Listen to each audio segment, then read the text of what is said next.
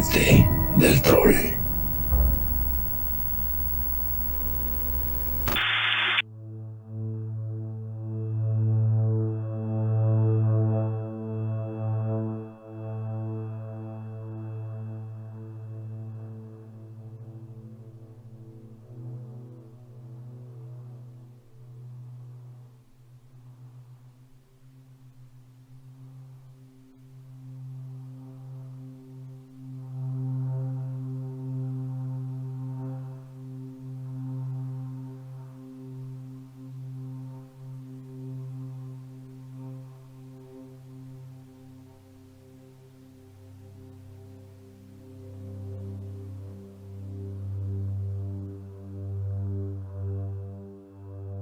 Este es el tercer episodio de la temporada Halloween en Primavera 2. Y esto que están escuchando es una conversación con Eduardo San García, autor de la novela Anna Thalberg, Premio Mauricio Achar de Literatura Random House 2020.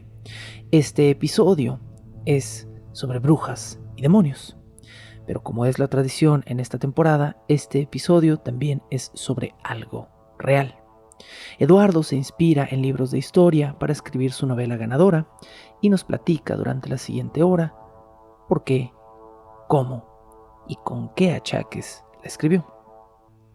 Esto que escucharán a continuación, antes de la entrevista, es el primer capítulo de la novela Anna Thalberg.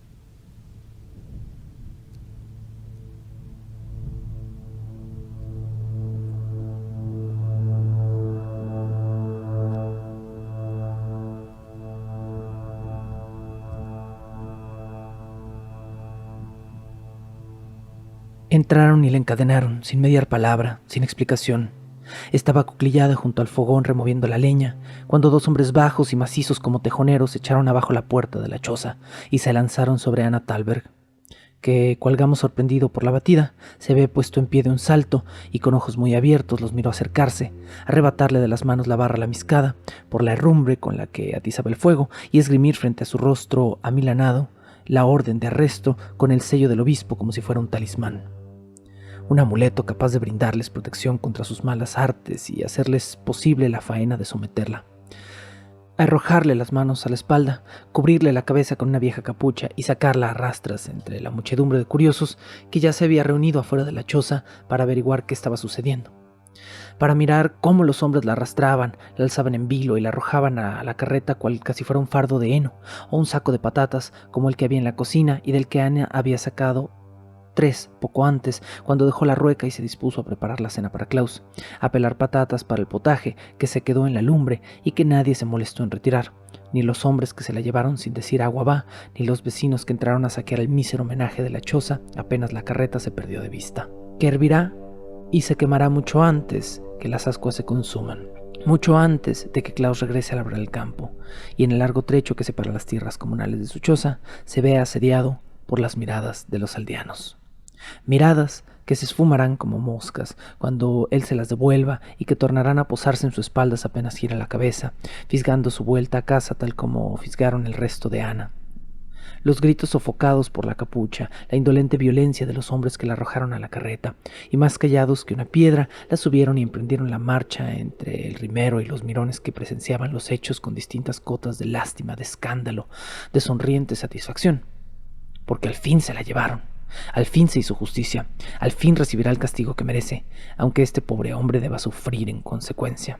El pobre hombre que entrará a la choza retirará el caldero del fogón y se preguntará qué diablos ha pasado, quién se ha llevado sus cosas, dónde carajos está Ana, por qué ha olvidado la cena en la lumbre, por qué cuando vuelva a la calle a buscar respuestas entre los vecinos, todos le sacarán la vuelta, todos fingirán no verlo y como hicieron oídos sordos a los gritos de la joven que tumbada de bruces sobre la carreta suplicaba clemencia, al menos una explicación.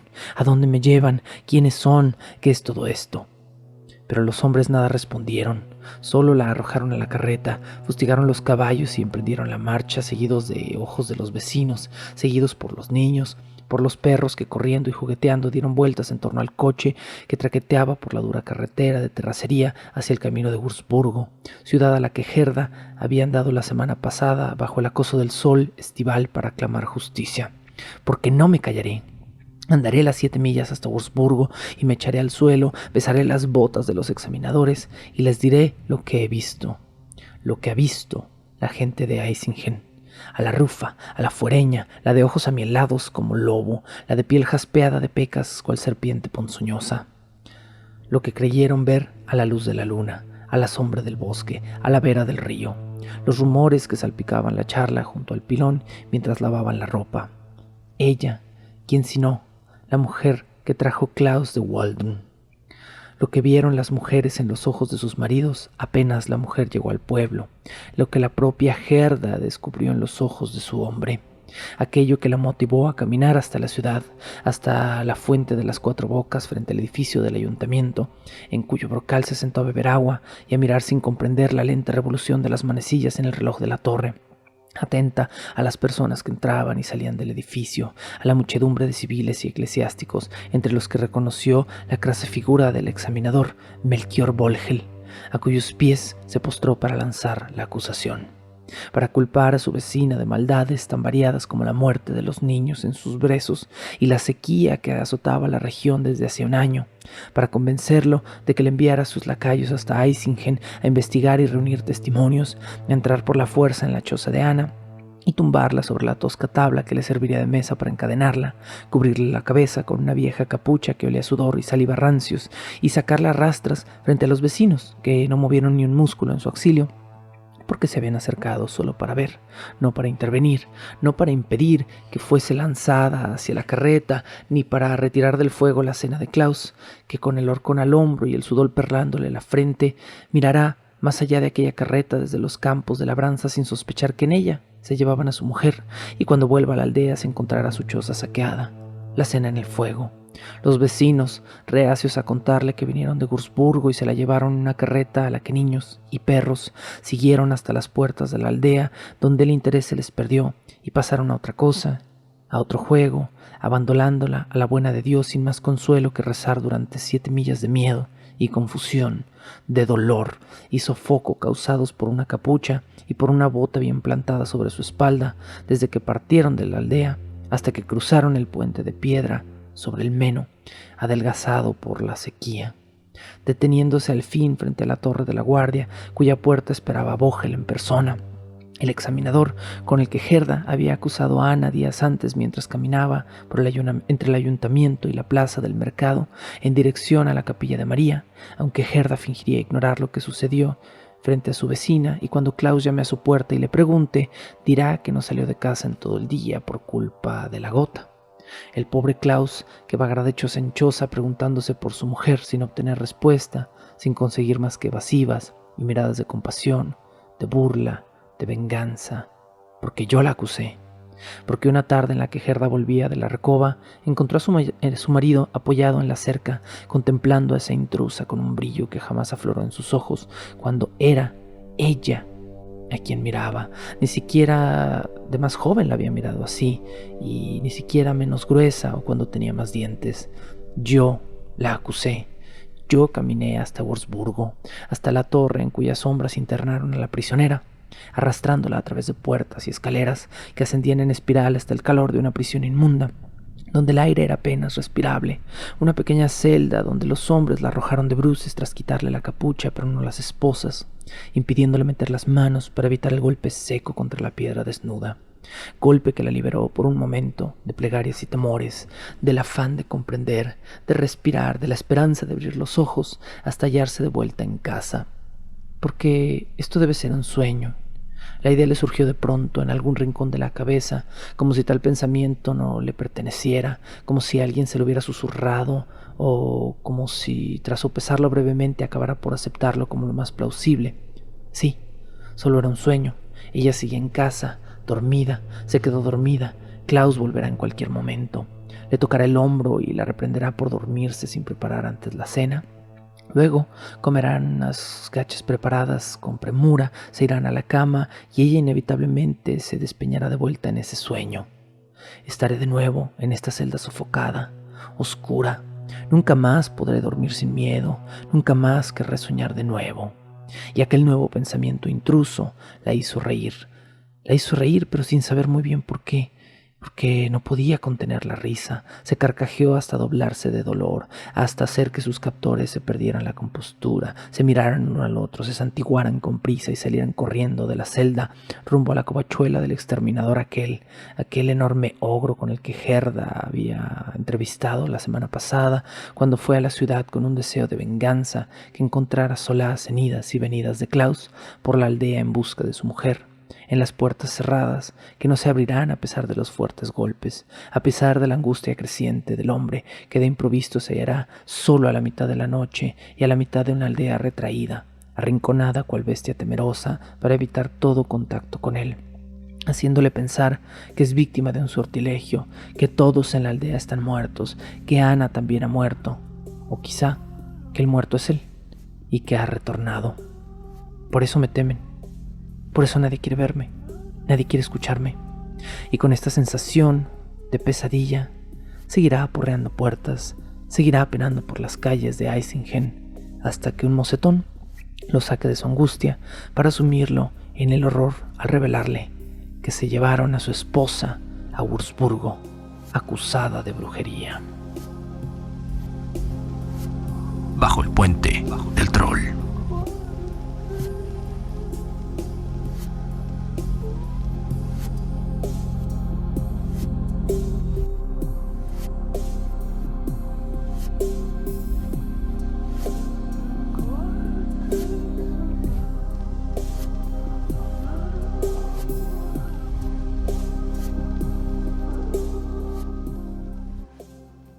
Como todos aquí saben, Halloween en primavera es el lugar donde le damos un poquito de cese a la fantasía pura y nos abocamos a relatar historias que sí sucedieron, pero que por lo general tienen un filo que parece casi fantástico. El día de hoy vamos a estar hablando de una historia que no sucedió, pero que bien pudo haber sucedido exactamente de la manera en la que se narra. Y quien sí existe, definitivamente, es el autor de la historia, o al menos tengo idea de que existe, aunque a veces se borran las líneas entre fantasía y realidad. El día de hoy, en este tercer episodio de Halloween en primavera, estoy platicando con Eduardo Felipe Sánchez García, quien se ha santificado a sí mismo, autodenominándose Eduardo San García, su nombre de plum, su nombre de escritor. Eduardo es maestro en literatura mexicana y no es nada más un mote, es realmente el tipo de persona que hace maestrías y las acaba, y eso está muy bien. Es ganador de varios premios, ha publicado libros de cuento, incluido por supuesto El desconocido del Meno, disponible en su edición de fondo editorial Tierra Adentro en 2017. Es uno de los dos autores, si no me estoy equivocando, que, par de desgraciados, admiro mucho, pero ambos me han ganado el primer lugar en el concurso, en el antaño concurso de ciencia ficción Julio Verne. Eduardo San García es uno de los que me han dejado en humillante mención honorífica. El otro es Rafa Villegas, quizá nos esté escuchando por ahí, quizá no, con su cuento Eche Homo. Y la lista podría continuar, pero no continuamos demasiado porque estamos aquí no para hablar de los viejos logros de Eduardo, sino de los nuevos. Eduardo acaba de ser recientemente publicado como parte de la premiación del Premio Mauricio Achar, Literatura Random House del año 2020. Este es un premio de novela podríamos decir breve, porque exige menos de 350 páginas en su paginado, y Eduardo se ha ganado esta presea con su novela Ana Thalberg. Eduardo, ¿cómo estás? ¿Qué tal, Sergio? Pues muy feliz de haber recibido esta invitación y pues aquí listo para platicar un poco sobre esta pequeña obra. Feliz debes de estar por haber ganado con tu novela Ana Thalberg.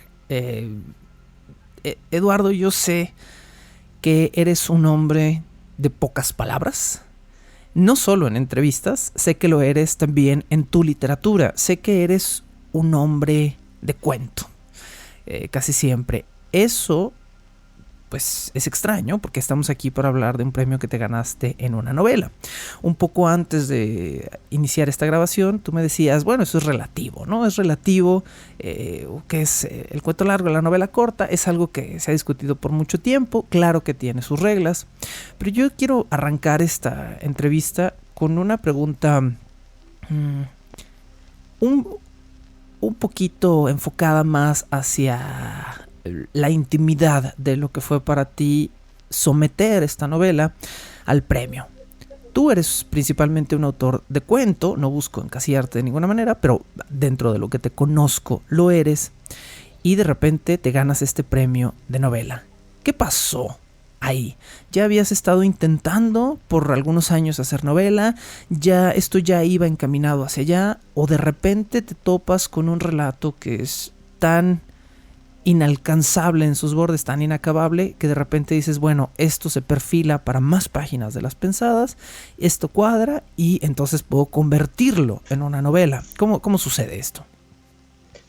Bueno, pues esto es el resultado de un proceso que sí me llevó pues un tiempo considerable, digamos, desde pues, que tuve la idea original de la cual nace este relato, que pues sí, en su origen era una historia más corta, ¿no? Era una historia que estaba totalmente centrada en la experiencia de Ana dentro de la torre, este lugar al que es enviada, acusada de brujería. Y pues al momento de iniciar la escritura, yo pensaba que iba a ser un relato más, ¿no? Un cuento más. Pero conforme la historia fue avanzando, fueron apareciendo estos otros personajes que empezaron a intervenir en los acontecimientos, y de pronto me di cuenta que también tenía que decir algo sobre ellos, que no podía simplemente dejarlos como pues actores secundarios del drama de Ana en la torre, y tenía que darles también pues su propia voz y su propio trasfondo, ¿no? Para que fuesen realmente personajes redondos y no pues meros títeres, ¿no? Al servicio de la trama. Uh-huh. Y pues entonces poco a poco el cuento fue pues subiendo de peso hasta convertirse en esta novela corta. Yo siempre agarro a manazos a mis alumnos de narrativa. Bueno, no los agarro literalmente a manazos antes de que alguien busque demandarme. Es una simple expresión. Pero siempre regaño a mis alumnos de narrativa cinematográfica y narrativa literaria cuando ellos me dicen que la única diferencia entre el cuento y la novela es la extensión. Y creo que tú y yo sabemos perfectamente que hay un estado relativo que no está vinculado con la extensión. Hay cuentos largos, hay novelas cortas, hay cuentos largos que exceden el paginado de novelas cortas, y para mí es más bien una cuestión de anécdota contra personaje, ¿no? El cuento es anécdota, la novela es personaje. Tú, como cuentista, ¿qué tuviste que cambiar en el salto de hacer cuento a de repente estar escribiendo una novela? Porque no es, como ya bien dijiste, solo alargar, es buscar contar más sobre un desarrollo de personaje.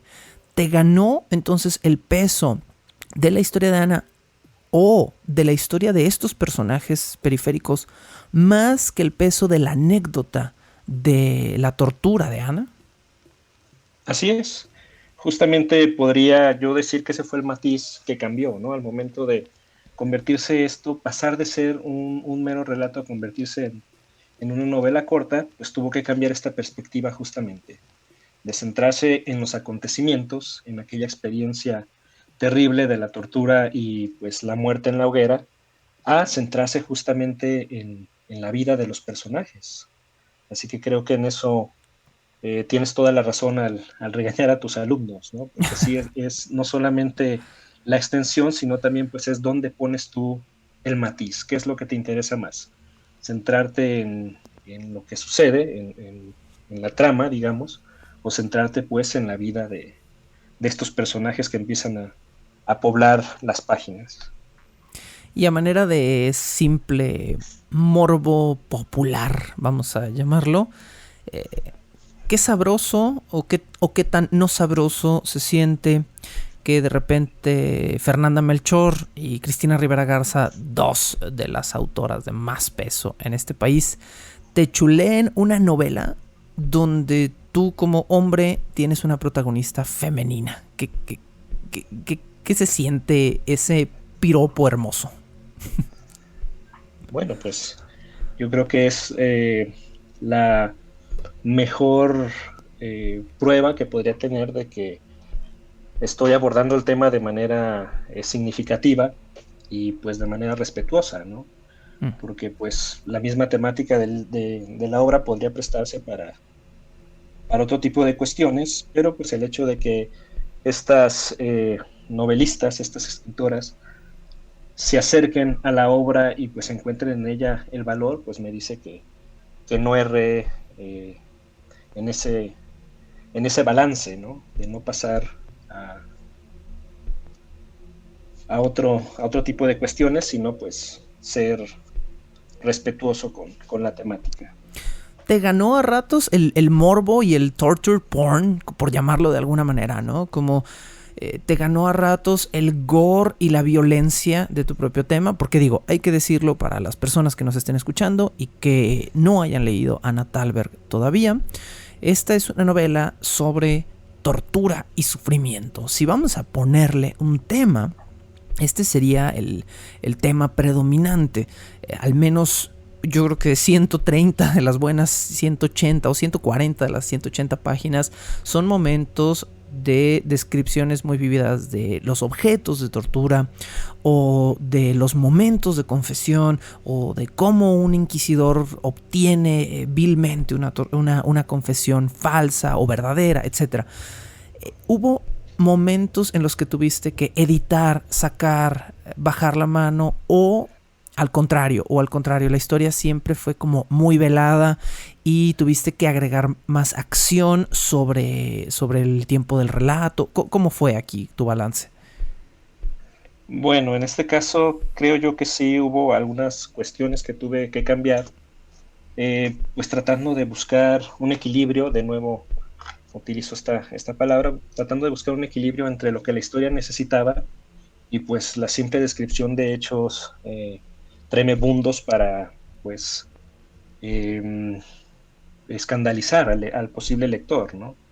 Así que sí hubo partes en las cuales cambié cosas que en un momento dado sentí pues que no venían al caso, que no daban pues un balance adecuado a lo que quería contar, y pues sí, puedo decir que hubo algunas cuestiones que decidí sacar de la obra porque sentí que pues se pasaban, digamos, ¿no? Uh-huh. Así que pues sí hubo que meter ahí mano a la autocensura, pero pues no pensando en otra cosa más que en el bien del relato. Ya. ¿Tienes una obra que estoy casi seguro, ahí sí te confieso, no la he leído, pero tienes una obra que es El desconocido del Meno? El desconocido del Meno, hasta donde yo tengo entendido, es un río en Alemania, ¿cierto? Cierto. Ok. Entonces, aquí viene mi siguiente pregunta. El desconocido del Meno, Anna Thalberg, ambos situados o temáticamente cercanos a Alemania. Tu novela, Anna Thalberg, se promociona, se mueve como un libro de brujas y hombres lobo, cosa que, por cierto, discutiremos en un momento, ¿sí? Pero, ¿por qué volver nuevamente a Alemania como setting de estas criaturas cuando, por ejemplo, Inquisición hubo en España, Inquisición hubo en México, Casa de Brujas hubo en Estados Unidos? Europa es un hervidero y un cultivo de seres fantásticos. ¿Por qué volver directamente a lo germánico? Que sí, yo entiendo perfectamente que quizá es la fuente de mucha de esta mitología, pero ¿por qué para ti o por qué esta relación tan íntima para ti en tantas obras con Alemania? Bueno, la verdad es que esta decisión viene de una cuestión que puede resultar un tanto absurda, un tanto insensata, pero que es la razón qué hay detrás, ¿no? De haber escogido este tema y haber elegido contar esta historia. Tanto El desconocido del Meno como esta novela, Anna Talbert, tienen en común que son historias con las cuales puedo decir yo que me encuentro al momento de estar leyendo libros que no son de literatura, ¿no? Por ejemplo, El desconocido del Meno, pues obviamente son historias que yo encuentro leyendo libros que abordan la Segunda Guerra Mundial, en los cuales pues los autores de pronto hacen mención a un acontecimiento que pues para ellos es totalmente digna de poca atención, digo, por lo menos lo describen, pero no se centran en él. Digamos que es un detalle que aparece así de pasada en la obra y que yo considero que ahí se encuentra algo digno de ser narrado, ¿no? En el caso de expandes el detalle, o sea, buscas como esa pequeña mención pasajera para el otro autor, para ti es lo importante y buscas convertirlo en lo central. Así es. Por ejemplo, este cuento que aparece en el libro, que se titula Milagreros, nace de una entrada en el diario de un lingüista alemán, judeo-alemán, que vive en la ciudad de Dresde cuando esta empieza a ser bombardeada por los aliados. Es Víctor Klemperer, que escribe pues en sus diarios que cuando acababan los bombardeos él salía a pasear por la ciudad pues para ver el tamaño de la destrucción y se topaba de pronto con escenas un tanto extrañas en las cuales las personas se reunían alrededor de una pared que no había caído por el bombardeo y en el cual había un retrato de Hitler, ¿no? Y pues la gente se reunía como si fuese una especie de milagro, que por el hecho de estar ahí el rostro del dictador, la pared había aguantado las bombas, ¿no? Okay. Entonces es una mención que hace así a la pasada, como un pequeño, una gota de folclore, ¿no? En su diario. Y pues a mí me nace la idea de que podía contarse una historia en la cual esto no fuera fortuito, sino que hubiese ahí detrás un grupo de trabajadores al servicio del Ministerio de Propaganda que se encargan de poner estos retratos en las paredes que no se han caído, ¿no? Y de ese modo hacer pensar a la gente que fue el rostro de Hitler el que salvó esos muros de la destrucción. Yo por un momento pensé que ibas a ir a un lugar a la inversa y me pareció muy entretenida la idea. Un grupo de constructores especiales y secretos, un grupo de constructores nazis que se encargaran de fortalecer ciertos edificios para después colgar ahí estas efigies casi milagrosas y pues es porque estuvieron reforzados que no se cayeron, pero también la inversa es muy entretenida. Es como la versión morbosa de la Virgen María en un pan tostado. Sí, algo así, ¿no? Algo parecido, pues, de este tipo de cosas que apelan a la necesidad de la gente de tener esperanza en medio del momento más desesperado, ¿no? Entonces, a lo que yo quería llegar es justamente que Anna Talbert tiene un origen más o menos similar, porque la historia yo me la encuentro en un libro de Carl Sagan, El mundo y sus demonios, donde él hace mención justamente de la casa de brujas como un antecedente de obviamente las cacerías de brujas ya no literales que suceden hoy en día, ¿no? Entonces hace ahí mención de un texto de un religioso católico alemán, Friedrich von Spee, que escribe este llamado Cautio Criminalis, donde advierte justamente que esta situación de la cacería de brujas pues es una patraña que es utilizada por gente en Alemania pues para este tipo de fines de vengarse de un vecino, de apropiarse de una propiedad y pues de este modo denunciar ante la jerarquía de la iglesia pues que no se preste a este juego perverso, ¿no? Y ahí describe pues este proceso de cómo sacan a la gente de su casa, cómo la llevan a la torre, la tortura, el hecho de que realmente la tortura no para que confiese porque lo que diga esta persona es irrelevante, porque ya está condenada a muerte, Ujú. sino más bien para que acuse a otras personas y de este modo continuar el proceso. Seguir deshilachando al pueblo ahí. Así es. El Entonces, Friedrich que aparece en Anna Thalberg es entonces simplemente un homenaje a este personaje que mencionas de Sagan, ¿o es él para ti? no, es un homenaje. Ah, ok. Este sacerdote pues era una persona, el verdadero, una persona culta, una persona pues que formaba parte de la jerarquía media de la iglesia, digamos. En cambio, pues el personaje que aparece aquí es un cura de pueblo, ¿no? Uh-huh. Sí, Así claro, que sí. Uh-huh. digamos que es solamente un pequeño homenaje, pero no es el personaje histórico en sí. Aunque pues la postura en cuanto a la brujería sí es muy similar, ¿no? Entonces, Ajá, dime. leyendo yo esto, me nace pues la cosquilla de que quizás sería interesante escribir esta historia, escribir sobre el tema. Y cuando reviso un mapa para saber dónde está situada la ciudad de Würzburg, que es donde él vivía y donde esta situación estaba pasando, me encuentro que el río Meno pasa por allí. Y eso fue lo que me decidió a que tenía que escribir esta historia, porque tenía pues este río como puente entre el libro anterior y esto que estaba a punto de iniciar. Es muy chistoso cómo a veces como escritor uno queda íntimamente ligado con cuestiones como este río que jamás se hubiera imaginado, ¿no? Que o sea, a lo mejor tú en un principio fortuitamente te topaste con el lugar como consecuencia de leer, como tú bien dices, sobre la Segunda Guerra Mundial.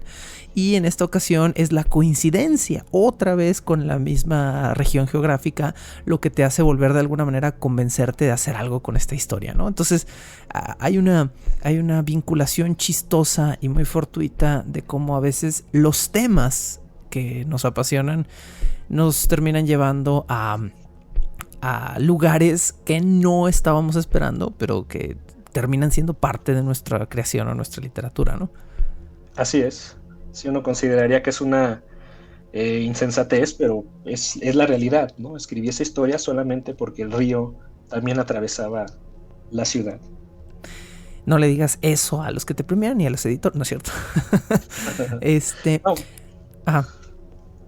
No, digo, pues ese fue el punto de partida, ¿no? Pero ya al momento de escribir la historia, pues ya surgen más cosas que pues son de interés para uno como escritor, ¿no? El meterse a ese tipo de temas que pues muchas veces son filones, ¿no? De cuestiones que acaban pues imponiéndose también, ¿no? Uh-huh. En este caso, pues obviamente todo aquello que rodea a la cacería a la idea misma de la bruja, ¿no?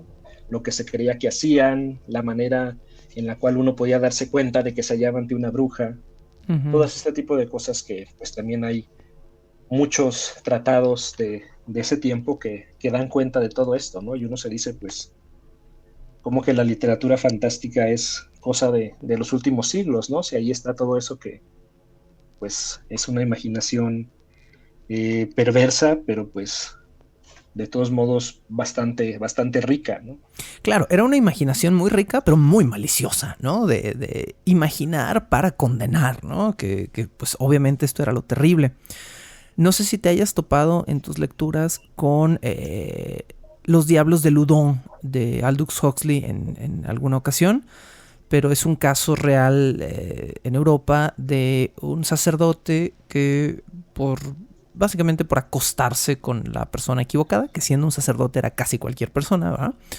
Pero un sacerdote que por acostarse con la persona equivocada termina exaltando la furia de los ciudadanos más ricos de la región de Loudun y eventualmente condenan al sacerdote a un caso inquisitorial cuando realmente su única falla había sido pues ser digamos más carnal de lo que se esperaba de él, ¿no?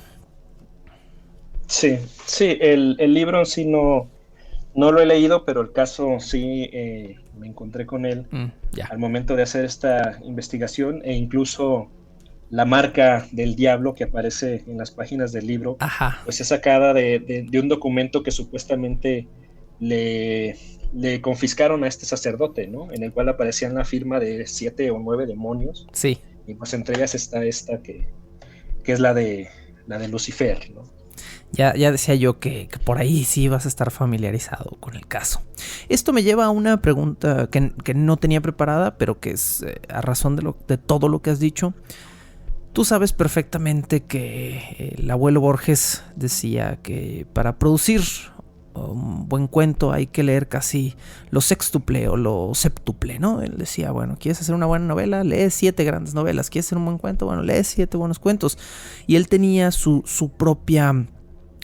su bibliografía recurrente a la cual él volvía. Por lo que me estás diciendo ahorita, eso quiere decir que para ti es más interesante o más fácil o más intrigante abrevar de libros de historia y libros de realidad que de otros libros de ficción, o es 50-50 o ¿cómo sucede para ti? Pues considero que siempre es bastante importante, si uno desea escribir algo que valga la pena, pues conocer tanto el trasfondo de pues, los grandes maestros, sobre todo pues personajes como Borges, al cual mencionas, y pues también un poco conocer lo que se está escribiendo ahora, ¿no? Para tener una idea de qué son aquellos temas que preocupan a nuestros contemporáneos. Pero pues digamos que estas otras lecturas que no son literarias, pues han sido pues como los que han, digamos, me han proveído de los temas, pero pues obviamente la lectura de textos literarios es lo que me ha proveído las herramientas para poder escribirlas. Así que yo diría que la importancia de leer otros textos literarios pues es fundamental, ¿no? Bajo el puente del troll.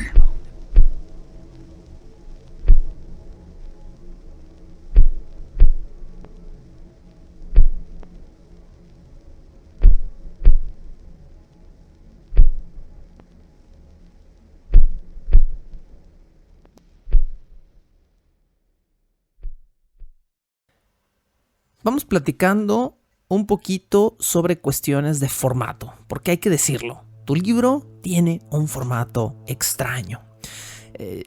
Me queda claro que no estás a lo mejor en Twitter, que es la red social donde yo más o menos me muevo, quizá la única red social donde todavía más o menos me muevo. Y justo pues promocionaba yo un poquito tu libro, algunas personas contestaron y hubo un par de personas que a razón de la recomendación compraron el libro. Y una persona en Twitter, yo le dije, ¿sabes qué? Prepara tu cerebro si no estás acostumbrado a leer cosas que tengan formatos atípicos en literatura. Y este chavo me dijo así como, pues sí, whatever, dude, ¿no? O sea, a ver, pues qué tan raro puede ser. Y al día y medio me escribió por Twitter, ahí están los tweets, y me dice, oye, pues qué pedo, sí está bien raro el libro, ¿no? Entonces le dije, a ver, pues yo te advertí, ¿no?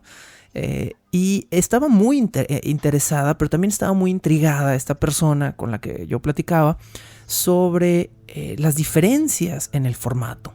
Para la gente que nos está escuchando, pero que todavía no se hace de una copia de Anna Thalberg, de Eduardo San García, hay que decirlo, el formato de las páginas recurre a ciertas características como diferentes tabulaciones para que distintos párrafos cambien el sentido. También solo parece haber mayúsculas iniciales en cada capítulo, pero no hay mayúsculas excepto en los nombres propios por ningún otro lado, es decir, no hay mayúsculas exigidas por punto o por cambio de párrafo, y pareciera que de alguna manera mientras más tabulas vas formando como paréntesis que de repente en otra tabulación se convierten en diálogos, que de repente en otra tabulación se convierten en digresiones de la trama central. Explícame un poquito, o explícanos a todos los que ya hayamos rozado tu novela, ¿cuál es el sistema? ¿Tienes una regla estricta de una tabulación significa explicación, 2 tabulaciones significa diálogo, 3 tabulaciones significa ya no tengo espacio en el margen? ¿Cuál es tu sistema? ¿Cuál es la semiótica ahí? Sí, bueno, la estructura básica de la historia pues es la narración contada una sola tabulación, y pues los diálogos son los que aparecen pues más hacia la derecha, ¿no? Los que tienen tres tabulaciones.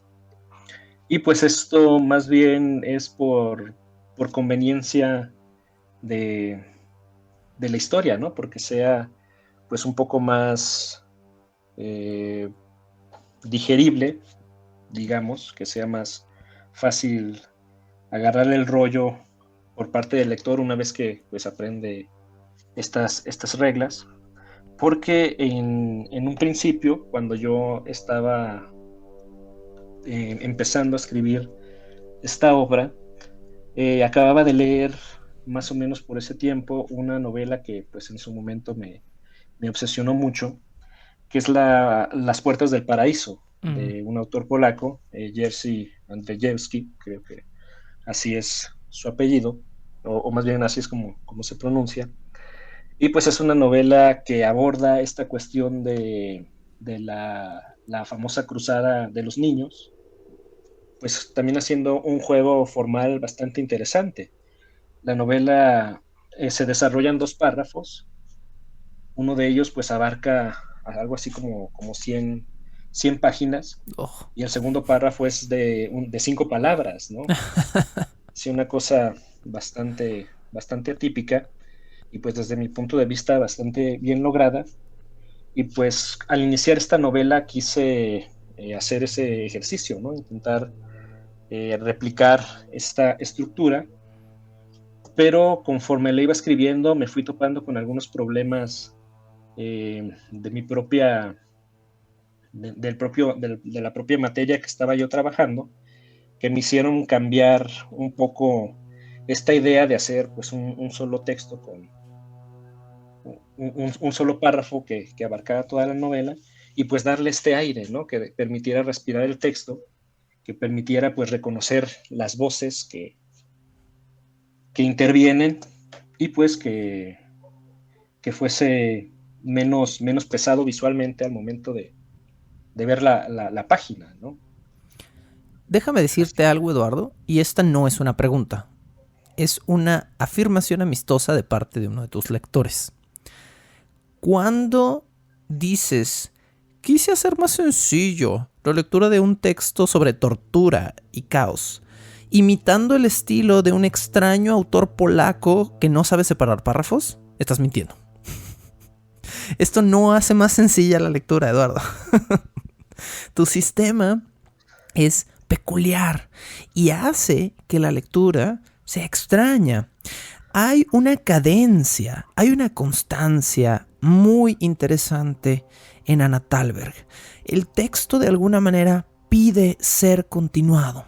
Esta ausencia de puntos y aparte en los párrafos, esta falta de mayúsculas iniciales, hace que cada capítulo completo se sienta como algo que continúa y continúa y continúa de una manera muy implacable. Y el hecho de que hagas estas tabulaciones, de alguna manera, sí facilita ligeramente la posibilidad del lector de distinguir a lo mejor una voz de una descripción o de una narración, pero no hace muchísimo más sencilla la lectura. Yo me atrevo a decir que a pesar de ser una novela breve y que a pesar de que tiene una temática atractiva que te hace junto con esta cadencia querer leer la novela, tiene un grado de dificultad y además exige algo del lector. Yo creo que más que facilitarle la vida al lector, lo haces de alguna manera un cómplice involuntario, donde o se aprende la semiótica o se friega. No puede ser, ¿no? A final de cuentas, pues uno no siempre consigue lo que busca cuando está, pues, escribiendo, ¿no? Pero no me puedes decir que buscar de alguna manera emular o homenajear a un polaco alternativo raro que escribe solo un párrafo gigante es una forma de hacer sencilla un texto. No. La opción que supuestamente facilitaba esta lectura, pues era darle estas tabulaciones, ¿no? Darle este aire a las páginas. Y pues otra cuestión que me hizo renunciar a esa estructura inicial fue el momento de cuando llegaba el momento de la confesión, porque Ujú. entonces pues teníamos un intercambio de diálogos que no podía funcionar en un solo párrafo, ¿no? Entonces ahí tuve que resolver una cuestión diferente. Ujú. En este modo, pues para no presentar media, media página, un capítulo pues solamente cubierto con media página de este diálogo, pues incluir algo más, ¿no? En este caso, pues acompañar esta conversación con los pensamientos de los involucrados en ella.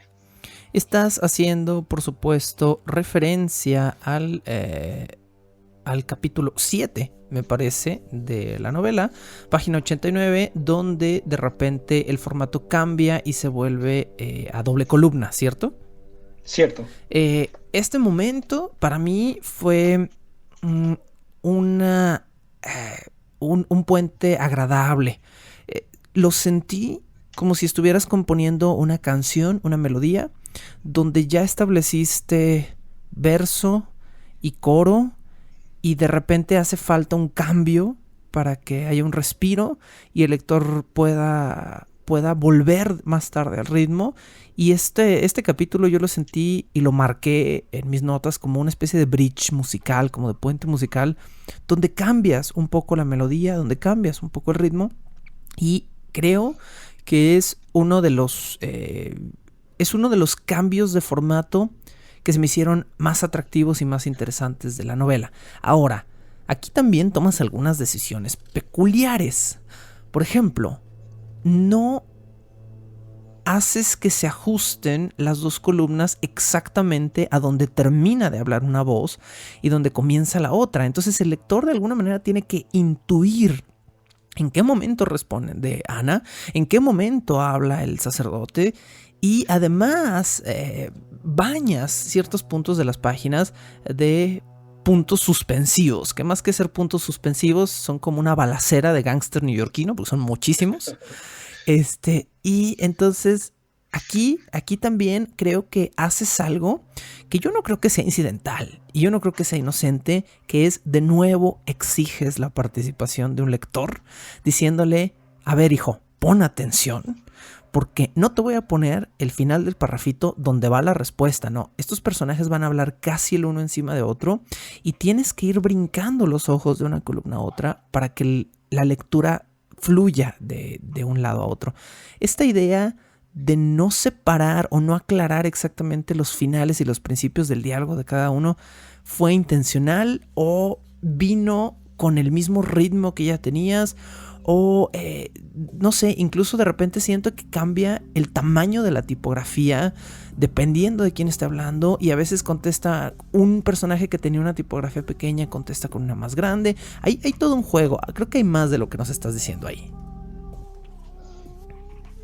Pues detrás de esta decisión estaba el hecho de continuar con esta misma apuesta hecha al inicio, ¿no? Si estoy jugando con la manera tradicional en la cual un texto debe estar construido, no podía escribir este diálogo pues valiéndome del guión tradicional, ¿no? Tenía que buscar alguna nueva opción que me permitiera pues continuar con este juego de pues cambiar el campo de juego para el lector.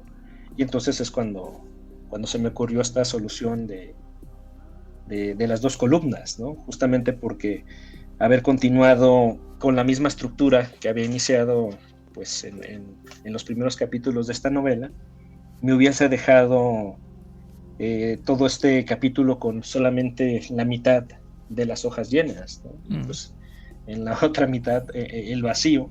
Y pues entonces se me ocurrió que podía ahí jugar un poco con esta idea de introducir también la voz del pensamiento, ¿no? Lo que el otro está pensando mientras escucha la confesión de Ana o mientras escucha lo que piensa Ana mientras escucha la pregunta del confesor. Sí, claro.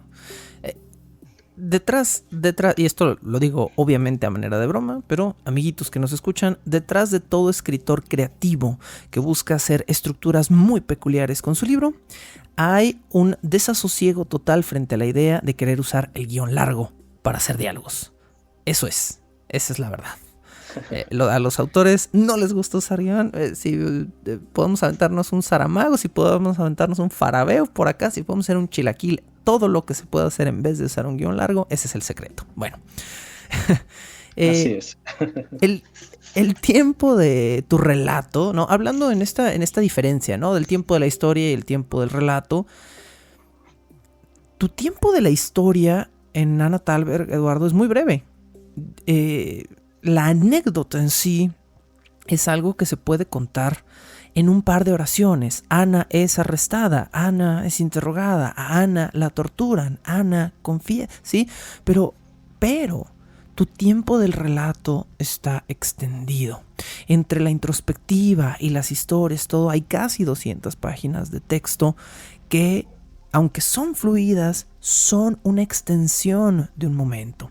Este juego, obviamente, y ahorita justo lo mencionaba, ¿no? Me recuerda mucho a Elizondo, me recuerda mucho a Farabeuf, a la expansión del instante y todo este tipo de cosas. ¿Esa era tu intención? O sea, querías tomar esta anécdota breve y hacer sentir que se alargaba el momento de agonía de Ana, ¿o fue parte de este proceso de brincar del cuento a la novela? O sea, ¿hay una intención narrativa dentro de esta expansión del tiempo del relato?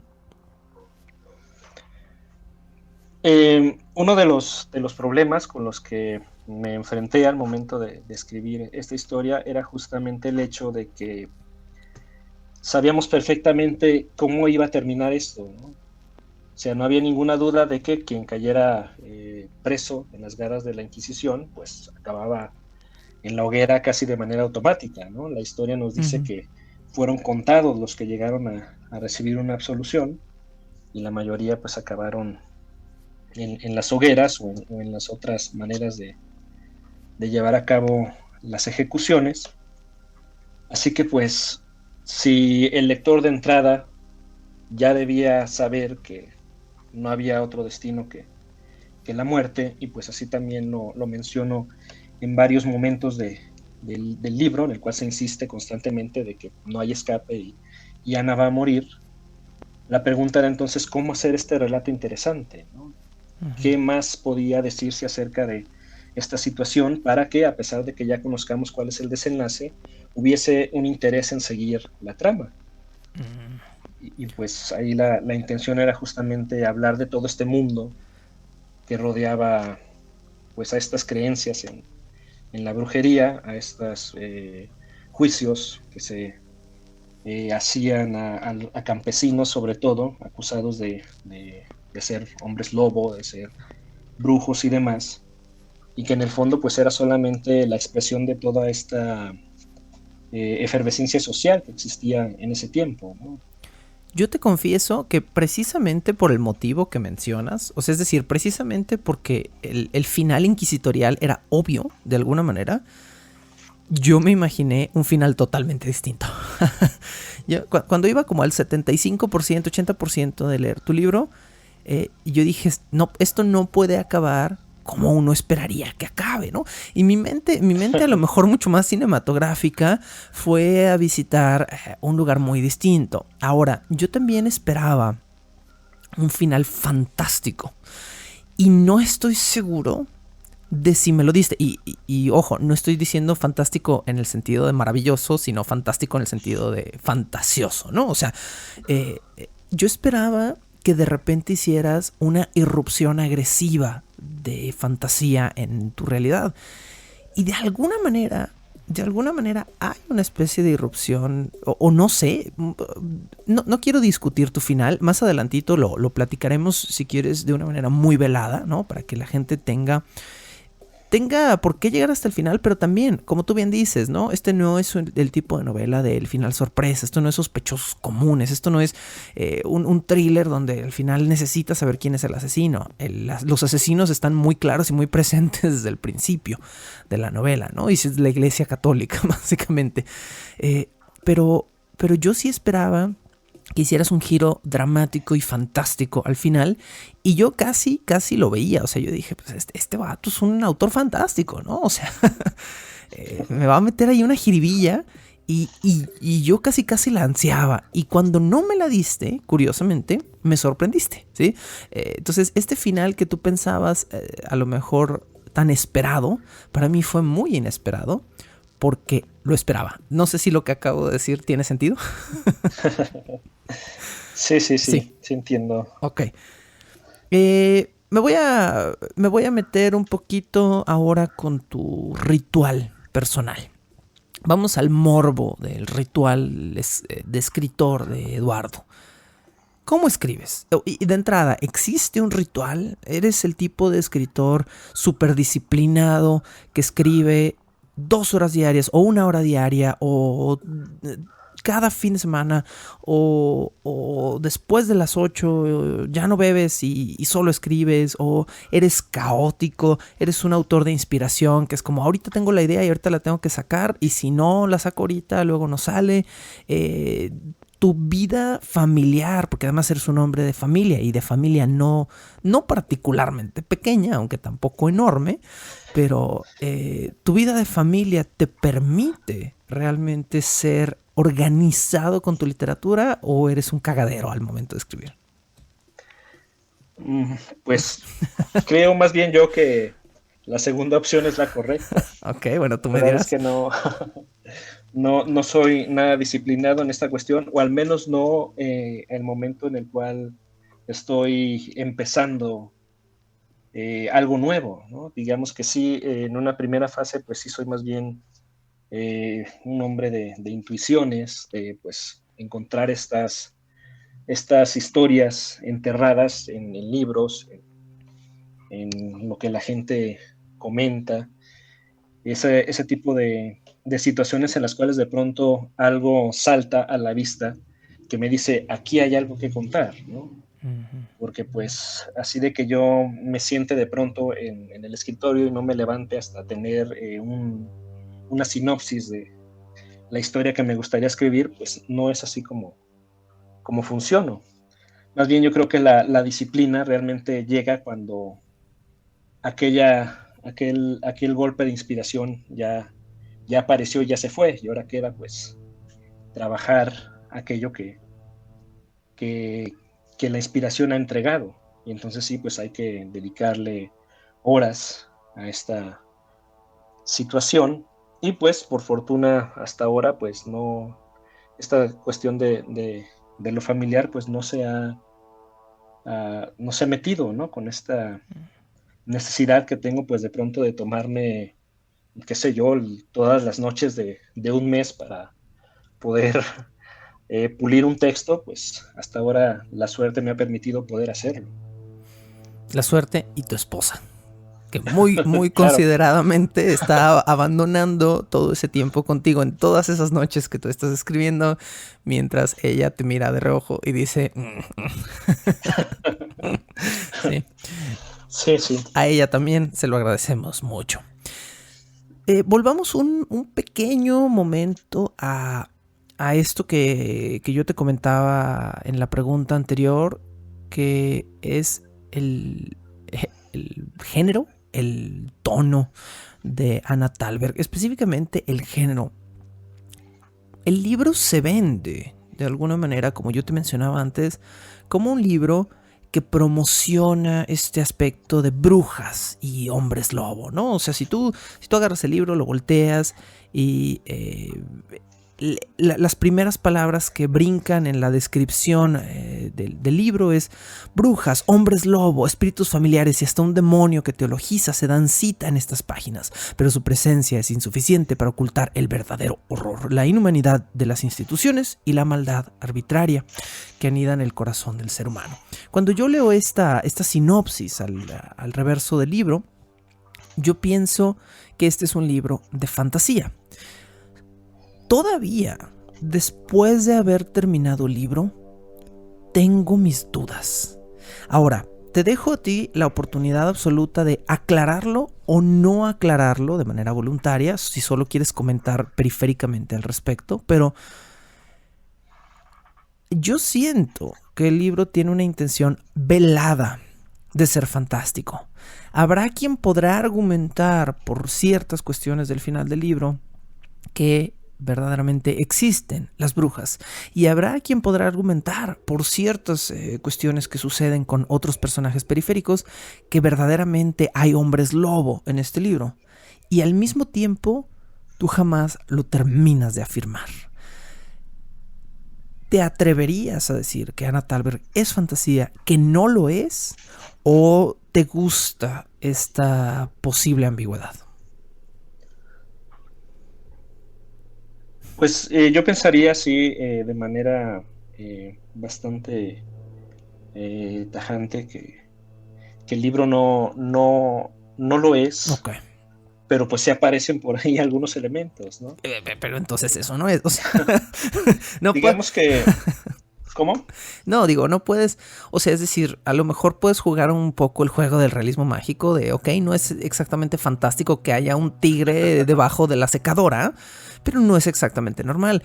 Pero aquí siento que juegas de una manera muy cuidadosa con los bordes y los filos de la realidad de la fantasía, donde algo dicho en una confesión o algo experimentado por ejemplo, por Klaus, ¿no? Es terreno para sospechar que hay un posible elemento fantástico, pero jamás lo presentas como tal, siempre lo presentas como algo que se queda dentro del territorio, excepto quizá por un personaje que no voy a mencionar, que aparece casi al final y que es un personaje que parece ser completamente fantástico, como tú dices, es una pequeña probada, pero por otro lado no es un personaje que esté 100% presente en la historia, en el presente de la historia. Entonces siempre hay un hueco donde puedes argumentar o no si es fantasía. Sí, quizás habría que reformular la respuesta. Déjame intentarlo de nuevo. Más bien diré que mi intención era pues escribir una obra que no jugara con estas cuestiones fantásticas, pero estas acabaron de alguna manera imponiéndose y apareciendo, ¿no? Por ejemplo, esto que mencionas del personaje de Klaus, pues la verdad, este trance que atraviesa a lo largo del libro no fue algo que yo planeara de manera consciente, ¿no? Sino algo que el propio personaje me pidió, ¿no? De pasar de simplemente utilizar esta situación del hambre que siente al momento de estar enfrente del inquisidor, pues para hacer este énfasis en la pobreza del hombre que pues ha tenido que dejarlo todo para tratar de hablar con el inquisidor y pues salvar a su mujer. Pues el hecho de no tener con qué pues comprarse algo de comida y a la ciudad a la cual ha viajado y demás, pues acabó convirtiéndose en algo justamente fantástico, ¿no? Y que también sirve también como una especie de contraste con todo lo demás que sucede en la novela, porque pues se acusa a muchos personajes de situaciones que no tienen lugar, y la única cosa fantástica que está ocurriendo a los ojos de todos, nadie la toma en cuenta, ¿no? Sí. Ya no vamos a decir nada más de este final. Señores y señoras que estén escuchando, personas de todas las edades que estén escuchando en este momento este podcast, Eduardo San García ya tiene disponible para todos en Random House esta novela titulada Anna Thalberg. Si ustedes quieren ir a enterarse de por qué yo tengo tantas dudas y de por qué hay tanto ruido aquí en torno a este formato y de por qué Eduardo lee tantos libros sobre alemanes y todo este tipo de cosas extrañas de las que estuvimos hablando el día de hoy, pues va a tener que ir y comprarse una copia de Anna Thalberg para que la editorial justifique todo ese adelanto de regalías que ya le dieron a Eduardo, ¿cómo no? ¿Sí? Entonces vaya y apoye a Eduardo de esta manera. Hay historias fabulosas dentro de este libro. Yo personalmente quedé prendado de un personaje, el personaje de Joaquín, ¿no? Que parece ser totalmente colateral a la historia, de alguna manera. Pero esta breve historia que metiste, Eduardo, de como de este padre que fabrica un arma, una espada, me parece que es una espada, una lanza, no recuerdo. Sí, es una espada. Es una espada. Es una espada para vengar la muerte de sus hijos, pero cuando él llega con el asesino de sus hijos, el asesino ya está muerto, y entonces es un padre que jamás obtiene su venganza y un filo que jamás se baña de sangre, o que quizá algún día lo haga, pero que queda de alguna manera como preparado para la sangre. No sé, tienes de repente estas pequeñas historias que llenan de vida esta novela, y que creo que cualquier persona que lea tu trabajo te agradecerá, Eduardo. ¿Algo que agregar? Pues respecto a esto, sí, tenemos a este pequeño personaje cuya vivencia pues es absolutamente borgiana, ¿no? Esta idea de perseguir al ejército enemigo y siempre encontrar la ciudad victoriosa, ya sin el enemigo contra el cual quiere pelear y morir, pues es un tema absolutamente borgiano, ¿no? Esta cuestión de ¿cuál es la palabra que él utiliza? Se me fue en este momento, pero mi idea es esa, ¿no? Que es una cuestión borgiana. Y es un personaje, sí, súper borgiano, que además me fascina. Tienes una gran cualidad para esta narración de anécdota, de leyenda, de lo que los americanos llaman lore, ¿no? De decir lo que sucedió de una manera interesante sin narrarlo por completo, para que de alguna manera el inconsciente de la persona que está leyendo rellene con su imaginación el resto del relato. Eduardo, ¿qué viene? ¿Qué sigue? Si tu siguiente obra fuera la gran obra que siempre has soñado escribir, ¿qué escribirías? Vaya, es una pregunta muy, muy complicada.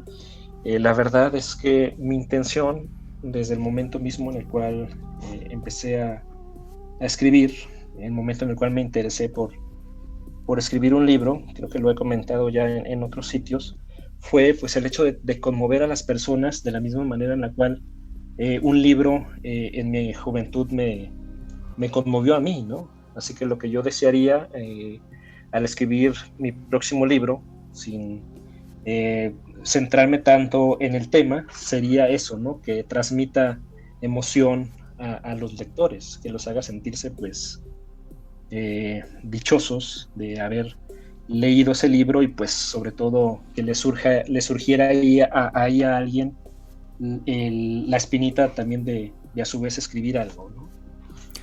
Eduardo San García, ganador del premio Mauricio Achar de Literatura Random House 2020, entre más de otras 800 plumas que participaron por esta presea. Felicidades y gracias por acompañarme. Muchas gracias a ti por la invitación. La locución, la producción y la música original de este programa son creadas por Sergio Vicencio. Ve a patreon.com/Sergio Vicencio y apoya este podcast para obtener horas de contenido adicional. ¿Quieres comisionar cápsulas, episodios o incluso temporadas completas o comprar contenido digital de Bajo el Puente del Troll? Ve a coffee.com/Sergio Vicencio y encárgate de decirme qué hacer. Es coffee, ko-fi.com/Sergio Vicencio. Búscame como @recuadro_blanco en Twitter e Instagram, o como Sergio Vicencio en YouTube, para darme tu opinión sobre este podcast. Bajo el Puente del Troll.